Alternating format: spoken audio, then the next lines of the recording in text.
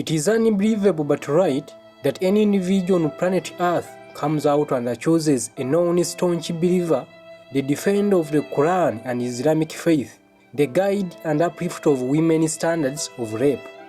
The late Colonel Muammar Gaddafi and former president of Libya is being accused of rape, defilement and other forms of harassment by young girls in Libya. The horrifying tales of young girls accusing Gaddafi of raping them are contained in the book titled The Story of a Young Woman and the Abuses of Power in Libya, authored by Annick Cogin. This book was published in 2013. Annick Cogin is a French journalist who by the time of filing these stories had been assigned by Le Monde newspaper to investigate the role of women in Libya's revolution that saw Gaddafi pushed out of power and killed in 2011. The paper is also based in France. In many instances, victims offered one name and in other instances were given different names that are not theirs. This was intended to protect and hide their identities. His targets were mainly virgin girls. My name is Mtawe Dan Bosco. Let's dive into their stories. The writer met Soraya, the first victim of rape, on 29th October 2011 after the killing of Gaddafi. Cogin, a journalist, was performing her professional work as a journalist. She had been assigned by Le Monde, a France-based newspaper, to investigate the role of women in Libya's revolution that had taken Gaddafi.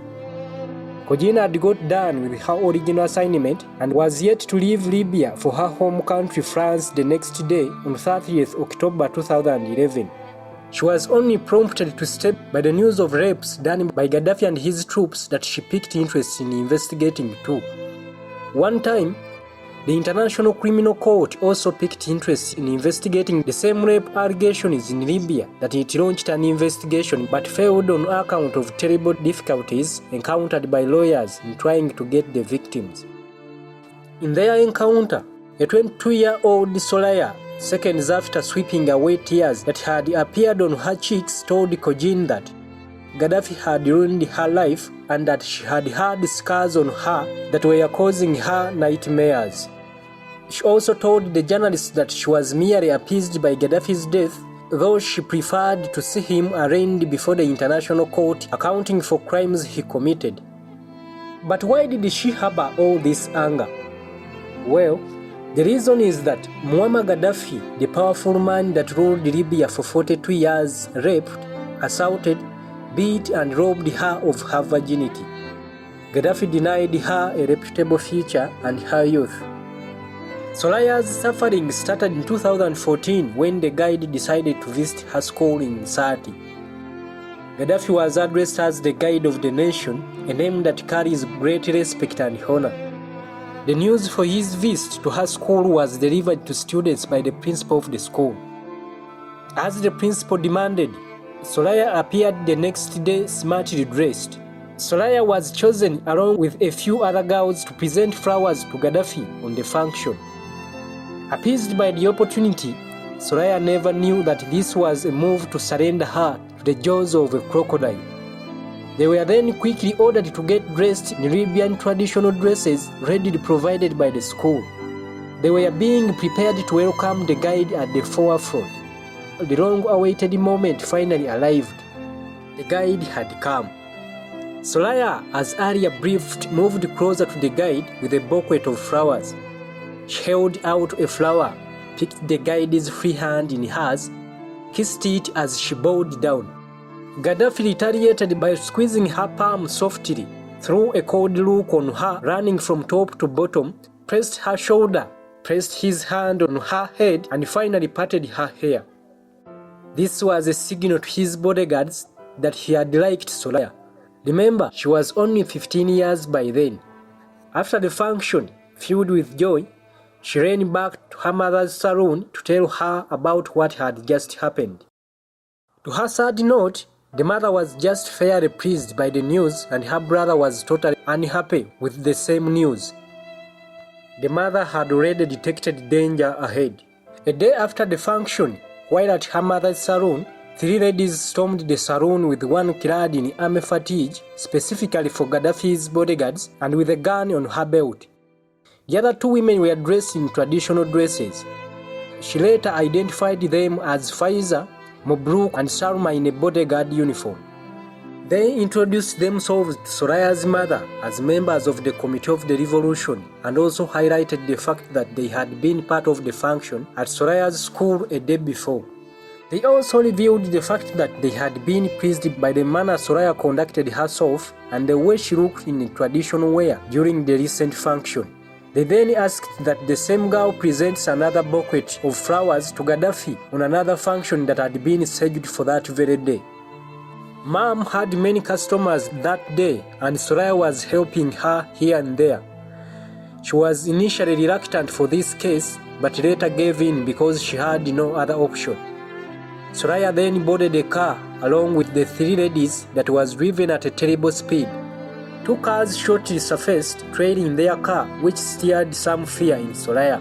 The car drove her out of Sat, her seat of residence, to Sidada, where she noticed some sort of an encampment in which there were tents, more cars, and a luxury camper van. She was told to enter the camper van, inside which she found Gaddafi seated on a chair holding a remote control. Grabbed by nervousness, she picked his hand, made an attempt to kiss it, but Gaddafi reluctantly moved it away. Silence continued for a while, Soraya now confused.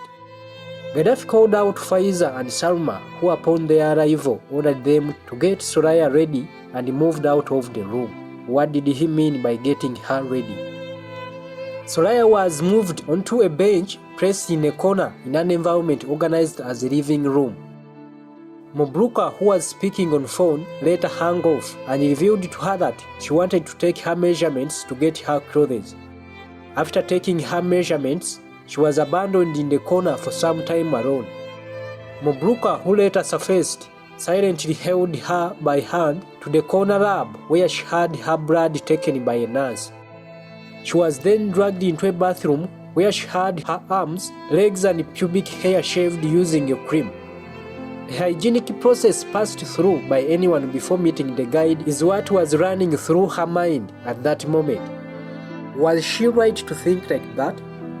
She was then wrapped into a robe and sent back in the living room. Mobruka and Salma came to her shortly and told her how they wanted to dress her up so that she can go and meet the guide.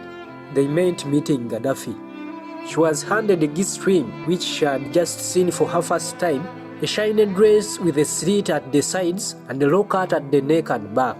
She had her hair loosened to her bottom, applied makeup and perfume on her, as well as a lip gloss on her lips. She was being prepared for her. Mobruka went on to inspect the samples of blood taken from her before she was pushed into a room where she found Colonel Muammar Gaddafi on his bed naked. Greatly scared, she covered her eyes and pushed back, thinking entering this place had been a mistake. This was not a mistake at all.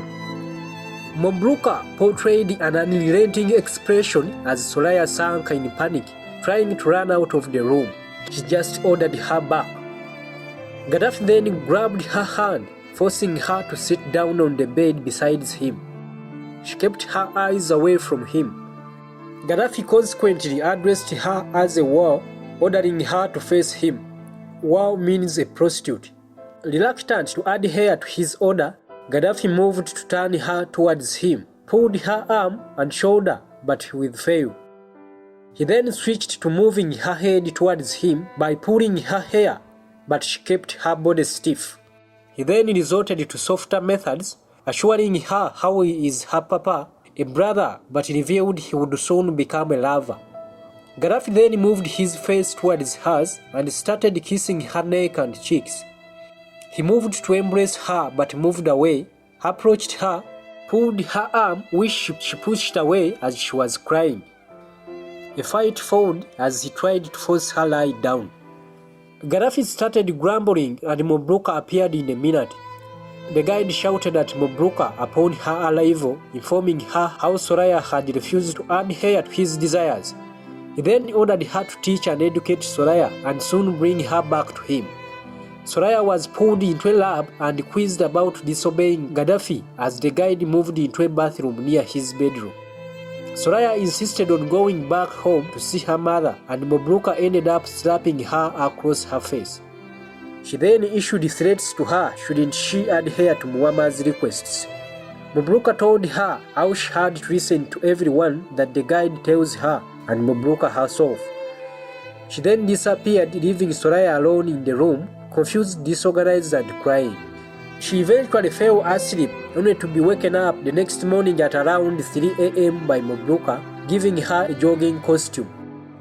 Soraya thought it was time for going back home, which was not true. She was only being prepared for hell. As she was taking tea along with a cookie, she saw lots of girls and soldiers' uniforms in and out of the place she was in. Salma then moved near her and openly told her that Gaddafi was going to sleep with her. Blatantly, that the guide was going to open her and she would become his possession from there and then. She would not leave the place and had no any other option other than accepting. She cried and lay motionlessly, wondering what wrong she had committed.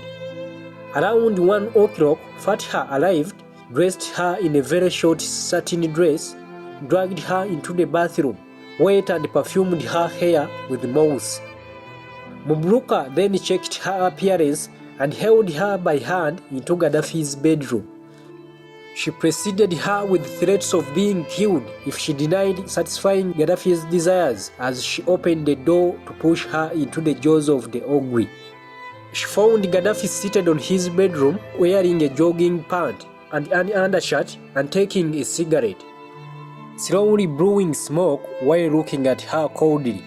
Gaddafi once ordered her to sit down close to him, emphasizing the fact that she had to do everything he wanted, since that would attract a house, jewelry, a car, and an opportunity to study abroad if she agreed to serve his desires. All the privileges in the promise seemed less important to Soraya than going back home to meet her mother. She again expressed her desire of going back home amidst Gaddafi's alluring request. Shouting at the top of his voice, Gaddafi openly told her to forget everything about going home and that she was going to stay with him. He then grabbed her by hand onto his bed, attempted to undress her, pulled her hands apart and flung her onto the bed amidst resistance. Mabruka came in the second. Soraya also discovered that Gaddafi had a bell near his bed that he used to call people like Mabruka. The guide again fumed at Mabruka, blaming her of not preparing the girl very well. Gaddafi noted that he had never faced resistance from any girl. He ordered her to get Soraya ready and bring her back. Soraya did not sleep that night, terrified by what she had faced. At dawn, as she tried to finally rest, Mabruka set in and ordered her to put on a uniform resembling that of Gaddafi's bodyguards to prepare for a journey in search. Soraya got excited on hearing she was going back to her hometown to see her mother. She, along with other 5 girls, after putting on a catch uniform, gathered on a television and started watching. They later boarded a camper van and hit the road. As an hour elapsed on the road, the van stopped and the girls were shared in different cars. The convoy was headed into Katiba al-Assad, a military barracks named after one of Gaddafi's sons. These were quickly given rooms to live in, and Soraya shared one with Farida, one of Gaddafi's bodyguards. Then, Salma came in, ordering her to quickly go to the bathroom and take a shower. Soraya was left in confusion. She asked the bodyguard about what was happening and why she was in such a place, but hesitated to tell her, citing occupational restrictions or ethics. This could not allow her give out information to anyone anyhow. Salma showed up again, asking her if she had finished taking a shower and that her master was waiting for her. She meant Gaddafi. She waited for her until she put on a negrig and followed her upstairs. This was the 3rd time being thrown to a tyrant. Mabruka arrived as they were waiting outside, pushed her into the bedroom and closed the door behind her. What happened? Soraya landed on a naked Gaddafi lying on a bed in a windowless room. "Come here, my little one," the guide said as he opened his hands to receive Soraya. The frightened Soraya stood in fear, only preparing to escape but couldn't.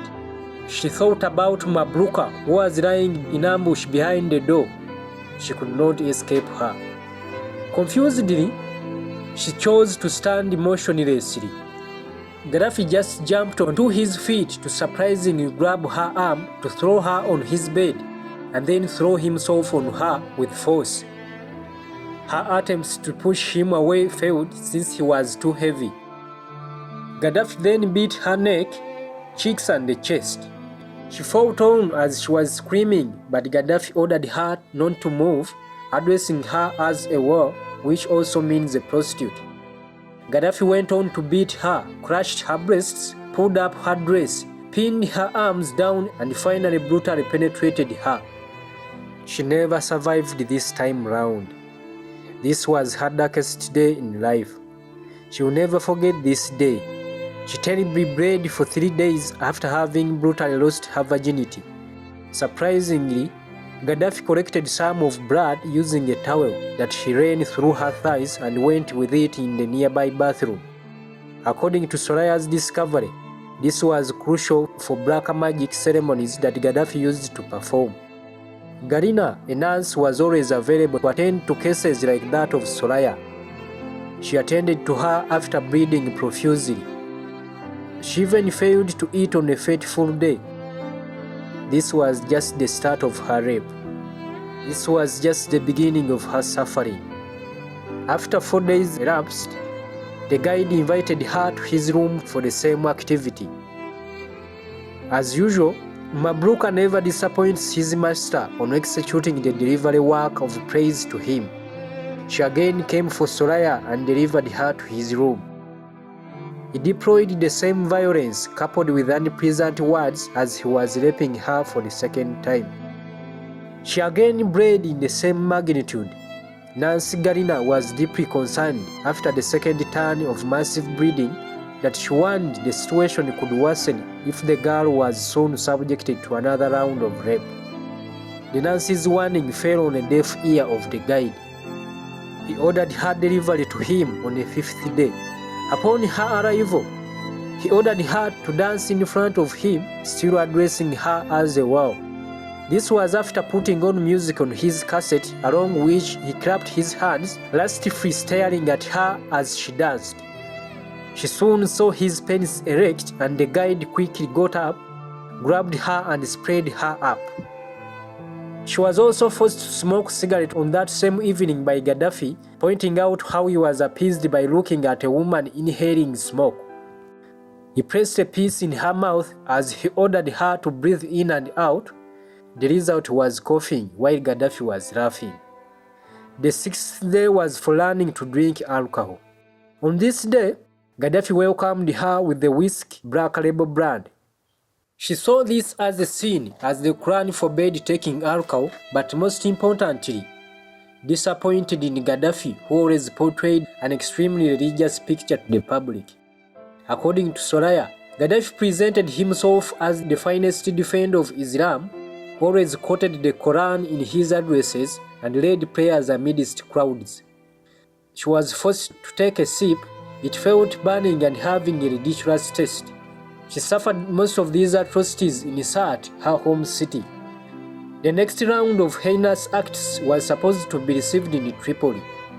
In that very night, their convoy headed to Tripoli. Soraya got more worried for leaving Sirte near her family. She felt that her chances of being rescued from the wrath of Gaddafi had dwindled. The journey took 4 hours that she later discovered they ended in Babu al-Azizia, a fortified home of Colonel Muammar Gaddafi. Their car stopped in one of the large houses where Mabruka immediately showed up to direct Soraya and the other girls to enter and put their things in the room. She was later on assigned a room to live in, equipped with 2 beds, a television and other equipment. In the middle of the night, as Soraya was watching a television, a girl identified as Amal showed up, revealing to her that they were both set to meet the guide and asked her to dress up. As they entered his room, they found him on his bed clad in a red jogging suit. He immediately ordered them to dance for him. He got pleased by Amal's dancing strokes. Gaddafi then undressed himself, inviting Amal, who started sucking his penis right in front of Soraya. Soraya couldn't believe what she was seeing. As the activity was going on, the guide invited Soraya over, held her by hair, and ordered her to watch and learn, since she would also be required to do the same soon. After a few minutes had passed, Gaddafi dismissed Amal with compliments for the wonderful job. It was now Soraya's turn. The guide jumped onto Soraya and spent some time fucking her until Mabruka came in to inform him of incoming visitors he had to attend to. He got off her and headed to the bathroom. While there, he invited Soraya to forward him his towel, though it was in an arm's reach. He ordered her to perfume his body and thereafter to ring the bell near his bed as an invitation for Mabruka. As Mabruka arrived, Gaddafi ordered her to avail Soraya with DVDs such that she could learn her job. Mabruka heed to his master's call and brought Soraya a DVD player and a number of DVDs. These were got from another inmate who also had to learn from the scenes in the videos.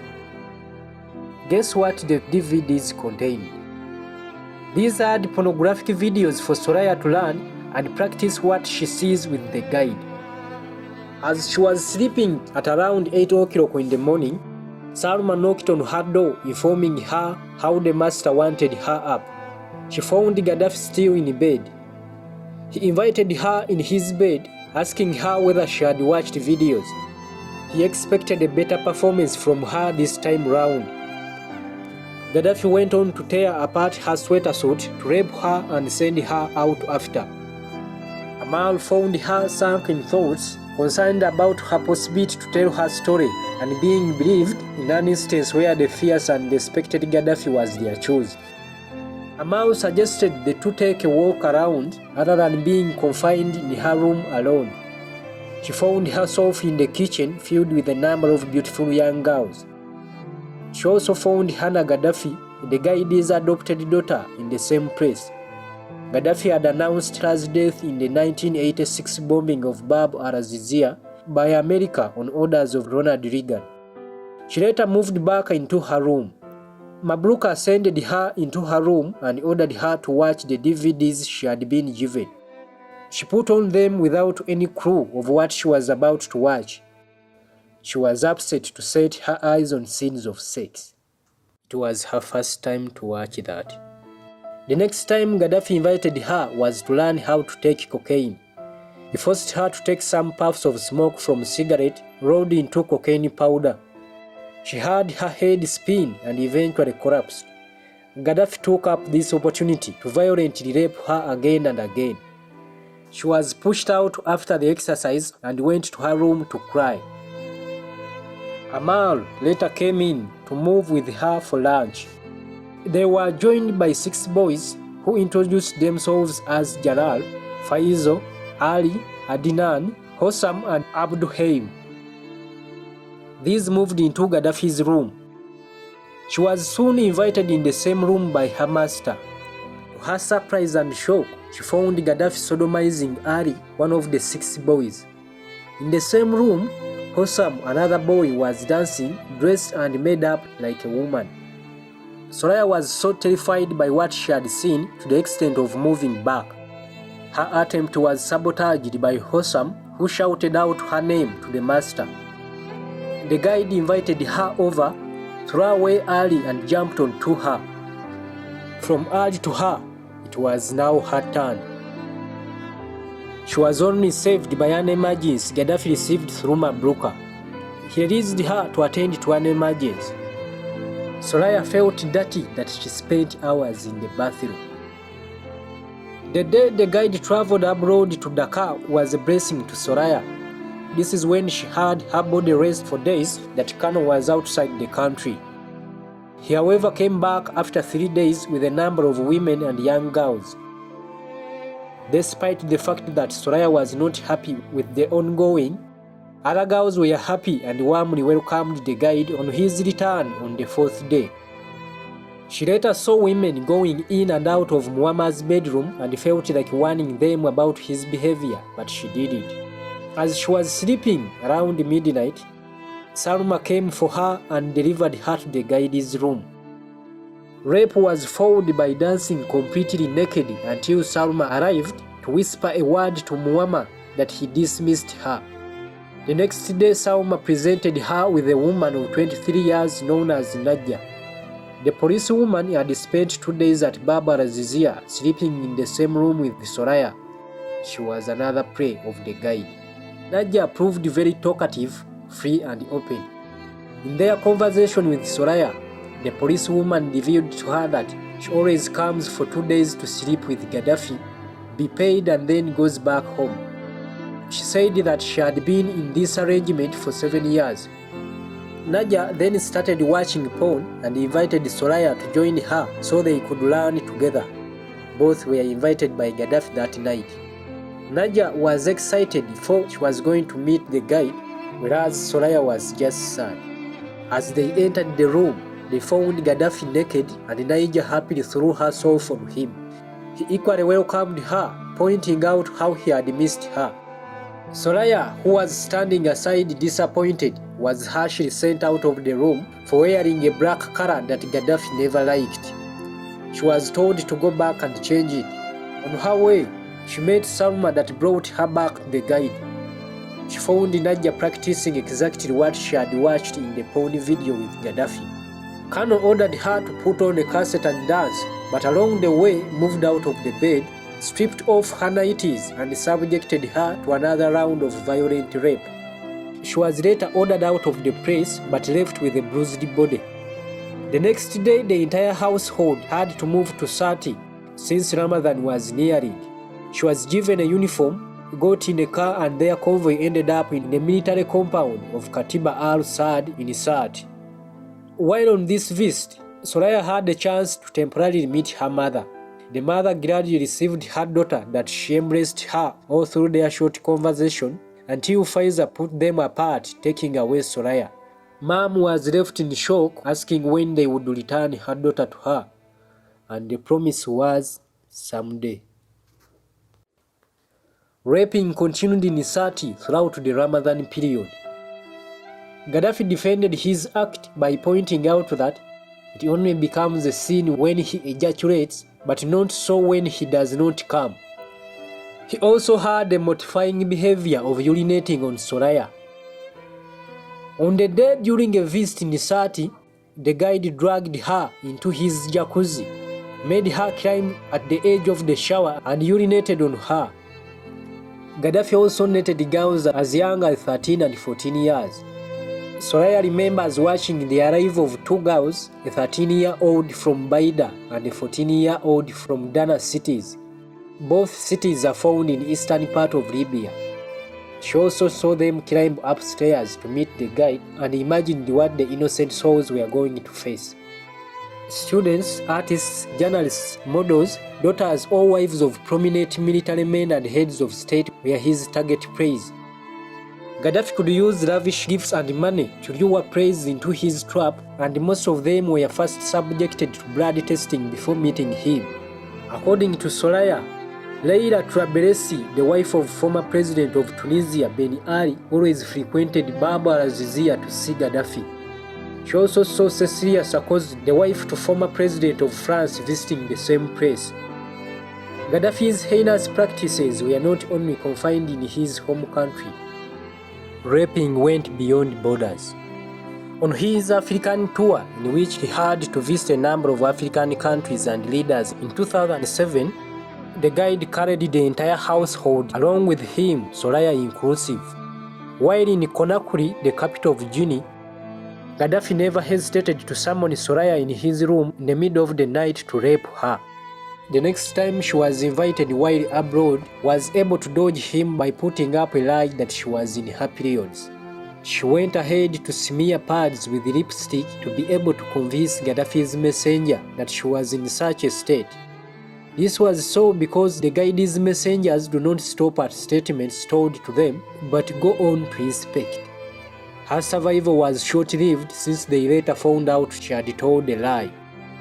Consequences were dire as she was slapped first by Mabruka and then Gaddafi, on top of which beat her up, spat on her and insults followed. Time for finding a way out of Bab al-Azizia. Soraya had got fed up with the guide's harassment. Together with his father, they hatched a plan of escaping from the jaws of the monster. It was leaving Libya for France. It all started with a call made by Soraya's father narrating to him the state of affairs at Bab al-Azizia. Soraya had been subjected to all manner of harassment, ranging from physical to psychological, at the hands of Muammar Gaddafi and his clique. She let her father know all this. The father immediately told her to board a car and find him somewhere with her passport. Fortunately, she had it. Luckily, she told one of the drivers she had an assignment to accomplish as soon as possible, asking him to wait for her for some few minutes so she could execute the mission and come back. Remember, she had earlier been assigned to join the Revolutionary Guards, the army that oversees Gaddafi's security. She then jumped onto a cab to go and meet her father. Soraya found him waiting in his car that she immediately entered and headed for the French embassy to submit an application for an emergency visa. They also needed photographs and her fingerprints. The father had connections at this embassy and this made it easier to process her daughter's emergency visa. By the time they left the embassy, they had been assured the visa would be out in a week rather than the usual period of 1 month. They then embarked onto a journey to see Soraya back in Bab al-Azizia. They opted for minor routes, consistently looking into the rear mirror until the father dropped her daughter to a taxi that drove her to meet the driver who was waiting for her and then went back to Bab al-Azizia. Pressure for her to disappear was also coming from her family. Parents were seeing her as an embarrassment to the family and a bad example to her sisters and brothers for having engaged into sexual activities before marriage. This was forbidden by both the law and religion in Libya. She felt isolated by her family. Soraya had also learned drinking alcohol and smoking. She was a total disgrace according to religious standards in Libya. She thought of death or leaving Libya as receiving her visa. Soraya approached the guide, telling him how her mother was sick and that she wanted 3 weeks off. This was a lie though. She was given 2 instead. Time for moving to the airport came. They got dressed in camouflaging clothes to hide their identity as they moved to the airport. Father was very careful to ask a friend Soraya's name does not appear on the passenger list or even the initials. The plane soon took off and had the first stopover in Rome, Italy, and finally in France. Soraya had regained her freedom and joy. Her body could now rest from regular bruises and sexual harassments from Gaddafi. However, her escape was short-lived. Her run away from Gaddafi was temporary. After the elapse of 15 months, Soraya flew back to Libya. This was on 26 May 2010. High costs of living, lack of a job, and her failure to speak French do not allow her to stay in the city of the light, Paris. She came back with nothing. She learned that her family and boyfriend had been harassed, threatened and pressured to produce Soraya by Bab al-Azizia in her absence. Trouble set in. As soon as she had arrived in Sati at her mother's house, Mabruka called in from Bab al-Azizia. She let her know that Gaddafi looked for her when she was abroad. She told Soraya that they discovered where she had gone, which surprised her. In the same call, she told her the guide needed her immediately. Back to the jaws of a tyrant. She hesitated going back some days until Mabruka picked her from her mother's hair salon in Sati and delivered her to the infamous Bab al-Azizia. Upon her arrival, as usual, she was taken into the lab for blood testing before meeting the guide. You know well the purpose of conducting blood tests when you arrive in Bab al-Azizia. Rape and other forms of harassment resumed. Soraya grew stubborn and arrogant as one of the moves to survive his confinement at Bab al-Azizia. Indeed, it worked, as she was ordered out of the place to her mother's home. She did exactly that, but never had peace at home because she had slept with men before marriage, learnt drinking and smoking, which were all against religious and state laws in Libya. She was looked at as a disgrace to the family. Rape stopped the day Libyans hit the streets to protest the arrest of the lawyer to the prisoners that had been assassinated in Abu Salim prison in 1966. His protest ended the 42-year rule of Gaddafi and ended his life when the protesters finally killed him on October 20, 2011. Libya is another victim of Gaddafi's rape. She chose to be called Libya on grounds of hiding her identity.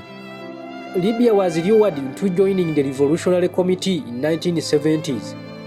Being part of this committee was viewed as a privilege, for it would lead you into the elite forces guarding Gaddafi. The colonel always encouraged women to serve the revolution and become finest allies of the Guide. She roughly spent 30 years with Gaddafi. Libya dropped out of school and devoted all her energy to serving the interests of the Revolutionary Committee. She even went ahead to learn how to launch rockets. There was a hidden agenda behind the establishment of these committees beyond the literal objectives. On a fateful day, the women activists received the news that Gaddafi wanted to meet and greet each of them in person in one of his residences. They viewed this as a blessing. The group selected one of their members to go and meet the Guide first. This was Libya, and she was 15 years then. A girl that happily entered the apartment came out with blood flowing on her thighs. This was on 1st September 1979. The other activists were shocked by the gesture, though work continued as usual since criticizing the Guide was treasonable. The second time she was raped came when a group of activists went for her and delivered her to his residence. He had made a visit to Benghazi. The activists undressed her completely and pushed her in his room crying. Despite pleading for mercy from Gaddafi, he went on and raped her without uttering any word. She never told her parents about what had happened to her. Libya lost her marriage within 2 weeks for not having her virginity. The man asked for divorce after finding out this fact. She ended up staying at Bab al-Azizia like many women who live in rooms at the same place. These live at the mercy of Gaddafi and are essentially his sexual objects. All they do in the day is eating, sleeping and playing sex depending on the moods of the Guide. After raping them, life becomes hard for them since many can't get married for lack of virginity and being persecuted by their families. Involving in sexual activities outside marriage is criminal in Libya. Their families see them as embarrassments and are better off in Bab al-Azizia than their homes. At least they had freedom to take alcohol and cigarettes while at Gaddafi's palace. Libya escaped to Greece for fear of losing her life following her warning to a mother of 2 daughters and Gaddafi's hidden intentions. She let her know that Gaddafi wanted to trap and rape them. Unfortunately, the woman opened up to Gaddafi, and this amounted to the violation of conspiracy of silence, which could lead to her killing. However, Gaddafi's network tracked her down, brought her back to Libya, and ended up in jail until the start of the revolution in 2011. Khadija is crying over the same issue. Her sad story started in 2000s when the principal of the University of Tripoli expelled her after having some misunderstandings. By this time, she was a first-year student of law. Disappointed and asking herself what to do next, she went to the hairdresser in one salon and recounted her unfortunate ordeal. One of the customers in the salon listened to her unfortunate experience but offered to link her to someone who could help her. It was Colonel Gaddafi. Khadija wondered how this could be possible, her matter being handled by the head of state. The woman drove her straight to Bab al-Azizia, where she met a man called Saad al-Farah that instantly took her to blood test. The nurse told her to come back the next day. That day came, and a one beggar, a uniformed bodyguard, delivered her directly to the guide's room. The same room had at that time been occupied by many other people, but soon left and 2 people remained in the room. The guide then made advances to her that she refused, but that did not stop Gaddafi from executing his mission. He went ahead and raped her without saying any word. A shocked Khadija was dismissed out of Bab al-Azizia with an envelope of 1,000 dinars. For fear of other deadly encounters, Khadija ran out of Tripoli to southern part of Libya to her sister, dropping her hopes of continuing with her law course. This did not help. Gaddafi had many tactics of breaking down his praise. He deployed this. He this time round chose to harass Khadija's brother, who was a student at Malta. They slipped narcotics into his luggage on his return to Libya and was arrested. The punishment was a death sentence. The women that dragged her into the hands of Gaddafi soon called Khadija to let her know that Gaddafi was willing to save her brother as long as she met him, stayed at Bab al-Azizia, joined the group of his bodyguards and gave in to his wishes. Khadija was overwhelmed by the desire to save her brother's life. She submitted and went back to Tripoli. She joined around other 30 girls, according to her estimation, that permanently lived in the basement. Soraya lived in the same basement. Khadija, just as Soraya, was always invited at any time of the day to meet the guide in his room for his sexual orientation. She told the writer that she watched the deliveries of young virgin girls who had no earthly idea of what they had to endure at the hands of Gaddafi, the brief visits of young men, and endless schemes of other women to acquire houses, cars, and money. Khadija was later assigned the role of trapping the dignitaries and men close to Gaddafi. She was moved into an apartment in the compound of Bab al-Azizia, fully equipped with cameras to capture all the ongoings. She had the responsibility of compromising them, make them drink alcohol and sleep with her. The films were availed to the guide and would be used to blackmail them. Ministers, colonels, generals, all close cousins to Gaddafi fell into this trap. Her tentacles spread beyond Libya to Ghana at Golden Trip Hotel, where she was sent on a mission to seduce the ambassador and the embassy accountant. Gaddafi forcefully assigned her to a man to marry and had no choice but to accept. Preparations for her wedding went on, and on the evening of her wedding day, a call came from Bab al-Azizia. The guide wanted to see her immediately. She tried to protest the command but soon gave in due to the numerous threats. She went and met the guide who raped her when she had just reconstructed her hymen. That moment was ruined. That was the end of her marriage plans. She ended up escaping to Tunisia, where she stayed until the revolution came in Libya. Leila is also pointing fingers at Gaddafi over rape. Leila's story was not very different from the rest. It started with her friendly relations with the niece of a friend to Gaddafi that did a lot to see to it that Gaddafi assumes power in 1969. This connection drove her into the deadly revolutionary committee, from where his friend organized a meeting of members with Gaddafi. As usual, a car came for members and delivered them to Bab al-Azizia, into a large reception room where they met Gaddafi. This is when the guide noticed her. After a few days, a school employee came looking for her in a classroom and delivered her to the principal and happily announced to her that a car from Bab al-Azizia had come and parked outside waiting for her. A confused Leila had no option other than boarding the car to Bab al-Azizia and then finally in the hands of the guide. She survived the rape the first time after running away from the guide who had started caressing and grouping her body upon arriving in his office. She was driven back to school after a narrow escape. This was not the end of it all. The guide had to feast on her body by all means. The next move was to conduct a thorough search into Leila's parents' home, and this could have been aimed at getting compromising documents. The search was carried out by some members of the revolutionary committees. When they failed on that mission, they dragged down, humiliated and beat Leila's religious father and a member of the nobility. This was another means to overwhelm Leila so that she can give in to Gaddafi's wishes. Gaddafi succeeded as usual. He thereafter received a call from the guide's palace assuring her of protection since she had worked for the guide.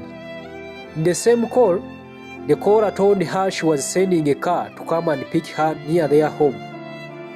She ended up in Barbara's Azizia in the hands of the guide.